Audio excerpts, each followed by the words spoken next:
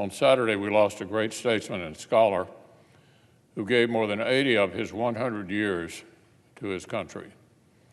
George Shultz's service began in the U.S. Marine Corps. From the beaches of Peleliu, he was among the Americans who helped retake the Pacific from Japan. Back home, he earned a PhD in economics. He taught at MIT and would later helm the University of Chicago's Graduate Business School. But public service beckoned, and George Shultz began a decades-long run of ping-ponging prolifically between academia and top government posts. The first of three presidents who'd benefit from his expert counsel, Dwight Eisenhower, hired him as a senior staff economist back in 1955. A decade and a half later, he was back, this time as President Nixon's Secretary of Labor, where he worked on desegregation and later as OMB director. Then at a pivotal moment for the U.S. and world economies, George Shultz was tapped to lead the Treasury Department.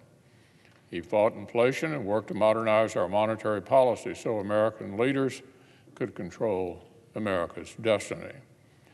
After an interlude in the private sector, Secretary Shultz's country came calling again. He spent 6.5 of President Reagan's 8 years as Secretary of State. He helped steer the smart and strong foreign policy that clinched the free world's victory over the Soviet Union.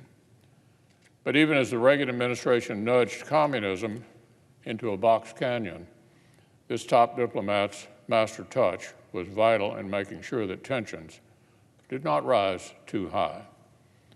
As amazing as it sounds, this impressive resume doesn't fully explain George Shultz's incredible reputation. It wasn't just all he did, it was how he did it. He led with thoughtfulness, fairness, and above all, integrity. He lived by the maximum he shared in his centennial reflection just a few weeks ago. Here's what he said: "Trust is the coin of the realm."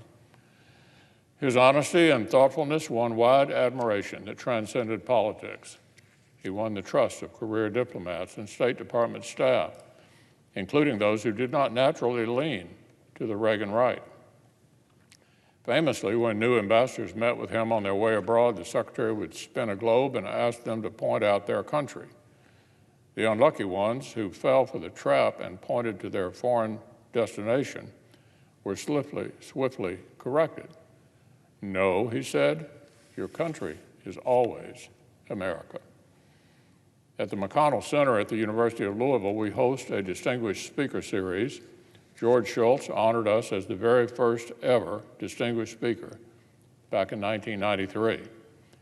And he kept right on writing and speaking and mentoring young people up until just a few weeks ago. America was his country, all right. He loved it deeply and served it always.